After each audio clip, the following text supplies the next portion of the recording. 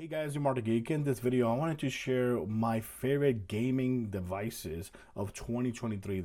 These are the devices that I played and enjoyed the most during this year, 2023. I'm not saying that these are the best handheld gaming devices in the market. No, these are the ones that I used the most and I enjoyed the most during 2023. So let's go ahead and get started.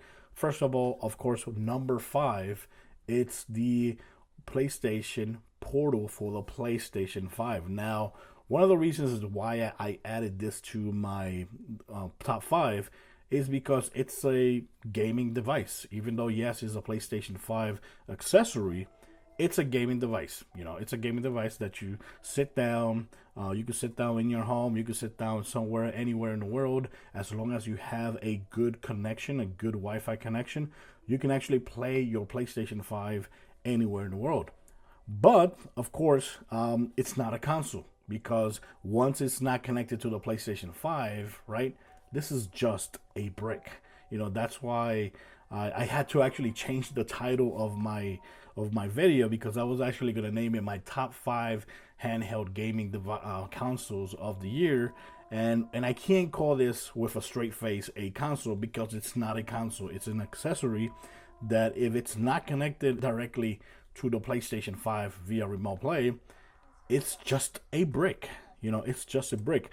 But I have to put it on this device because I did play a lot of gaming here, like Spider-Man. I uploaded a video like a couple weeks ago, I think, or like a month ago or a couple weeks ago, where I show you guys me actually platinum Spider-Man 2, which was awesome. And I play a lot of Spider-Man 2 here, especially in the hunt for the platinum trophy. And right now, lately, I've been playing a lot of the new DLC for God of War, and it just feels great. You know, all the devices that I'm gonna mention here, they can do remote play, right? But this is the best way to do remote play, especially because of the controls. You know, the controls is basically dual sense controllers, one on each side, and you know, one half portion on each side, and it just feels great. You get all the functions that you're gonna get on a dual sense controller here. Feels very, very comfortable on your hands, and the screen is actually 8-inch screen, 1080p, and it just looks gorgeous. Even though it's not an OLED device, it still looks gorgeous. So yeah, that's why I have to add this to my list as one of my top 5 devices of this year, because for me it's a gaming device, not a console. My number 4 gaming device of 2023, it's the Abxylute device. Now this device is very nice looking, very slick looking, very, very, very thin. And the great thing about this device is that it has a huge battery life. For those that never heard of this device, this is basically a cloud gaming console. Where you can actually play Xbox Game Pass game. You can actually do remote play here, and I played a whole bunch of Spider-Man on this device before I actually received the Portal. I played lots of it here, and I think I also finished Spider-Man 2 here, the story as well. The controls, they feel good, they feel comfortable playing any game here. And of course, the thing is that even if this thing is offline, you can still download games from the Google Play Store and play them using the controls, the physical controls here, of course. And of course, like I mentioned, not only can you do PlayStation Remote Play, you can also do Amazon Luna. So if you have an Amazon Prime account with gaming, you could do Amazon Luna here, and it plays perfectly. You can watch YouTube here, so you could download video apps like from Netflix, Amazon, any device, YouTube. And of course, the huge thing here that I've been using a lot of on this device is the Xbox Game Pass. And the cool thing about Xbox Game Pass is that you don't need an Xbox console. And some of the games that I played on this device is like, for example, Like a Dragon Gate. This one, how you call it? Like a Dragon Gaiden, the man who erased his name. Very awesome. Plays great. Also played a lot of Thirsty Suitors. This game is freaking awesome. And lately I've been trying out how you call this? Persona Tactica. Very cool game as well. It doesn't require you to actually be playing or having a console turned on while you play here on this device. No, you could just go ahead and load the application from Xbox Game Pass and play games from there. That's it. We're using the cloud service, which is way more reliable than doing PlayStation remote or Xbox remote. Because yes, you can actually do PlayStation, you can do Xbox remote here as well, but the negative thing about that is that you do need to have the console on at the same time. That's the only negative thing about that. And also, it has Bluetooth. You can actually hook up any Bluetooth headset to this device, something that for some reason Sony doesn't let you do here on the Portal. So yeah, this is my number 4 handheld gaming device of the year.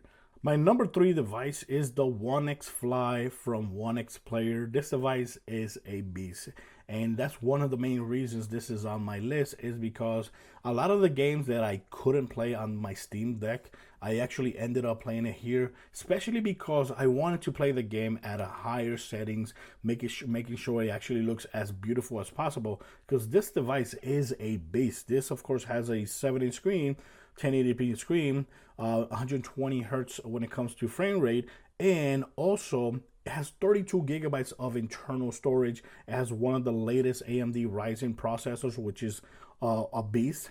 And the cool thing here is I did get to play a lot of Starfield, actually installed natively here on this device.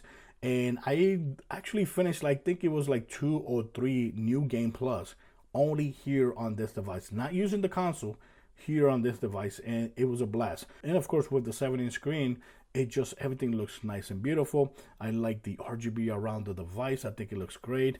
It feels great in my hand. It also has very, very good battery life compared to all these devices, with the exception of this, which has the best battery life. This has very, very good battery life, which is awesome. And of course, super powerful, 1 terabyte of internal storage. And of course, I like that it has my name right there. You can, when you order one of these, you can actually customize one of these writing. I think it's only one side. One side says OneXFly. The other side, you put whatever you want. And when I went to Vegas, this was the only device I took to Vegas. Not the Switch, not the Steam Deck. This was the only device I took with me to Vegas, and it was awesome. My number 2 device of the year is the Nintendo Switch OLED. Now, the only reason this thing is not number 1 on the list is because it honestly can't play every game on this device, right? But the games that you can play on this device, like for example, Zelda Tears of the Kingdom, which is a masterpiece, Pikmin 4, a franchise game that I didn't play that much in the past. Loved it on the Nintendo Switch, and it plays and looks gorgeous. Of course, the last game that I just finished, Super Mario RPG, loved it on this console. I think it looks great. And the great thing about this device, of course, the OLED screen is awesome, 7-inch screen. And the fact that you can customize these Joy-Cons. I actually got these Joy-Cons this year because I think they did release this year. Yeah, they did release this year.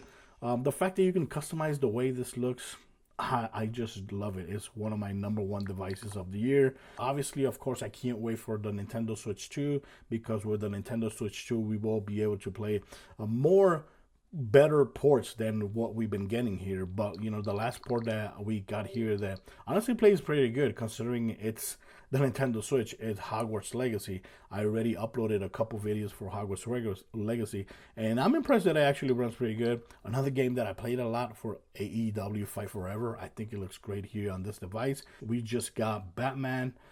These 2 games, City and Arkham Asylum, they look pretty damn awesome here on this device. And lately I've been playing Vice City just to try it out, you know, a little bit hyped because of GTA 6.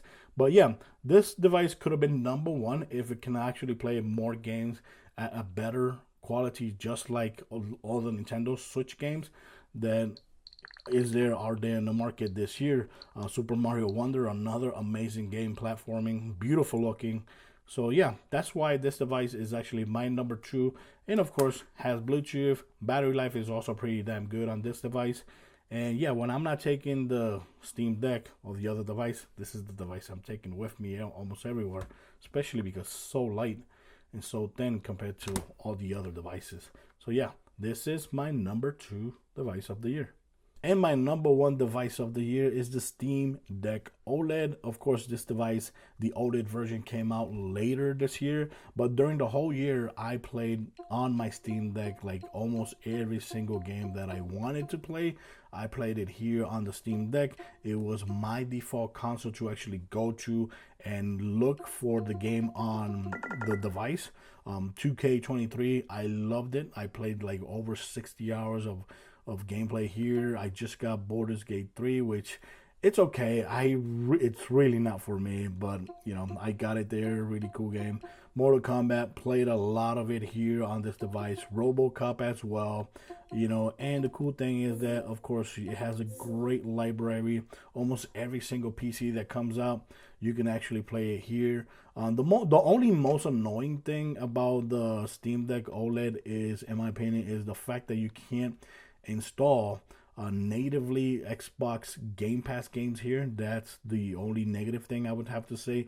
And the other thing that also annoys me is that when the games are exclusive to Epic Launcher, that kind of sucks. You know, that kind of sucks because sometimes it's exclusive like for more than a year, then it comes out to the Steam Deck library. But you know, the great thing about this device is that even if it's not available here, there's different ways. There's different videos on YouTube. You could get instructions on how to make them work here. You could do PlayStation Remote Play here. You have to go through some tutorials, but yes, you could do it here. You could do Xbox Game Pass Cloud here as well, which I already have videos on how to do that. You can also install games from Ubisoft and Epic and all that, but you have to go through tutorials. That's the only thing about negative about this device. But when you get the devices here, they just look great. You know, they just look great. And like I said, it was my number one device to actually try to get the game on. Like if the game was available on PlayStation, Xbox, and PC, this is the device that I try to get it first. If I can get it here, I get it here. That's why this year I've been playing less on my PlayStation, less on my Xbox, and less on my Nintendo Switch. Because if I can get it here, this is where I'm going to actually get it, because I just love the design, the way it feels. The battery life is actually pretty good. Now with a little bigger screen, older screen, and now it's also compatible with HDR as well. Plus the screen can go up to 90 hertz, 90 FPS games. So yeah, this is definitely my number one device, handheld gaming device of the year. So yeah, guys, that's it for my video. Let me know in the comments which is or which was your gaming device that you played mostly in this year. Was it a handheld? Was it on console? Which one was it? Thanks for watching this video. Till next time. Bye-bye.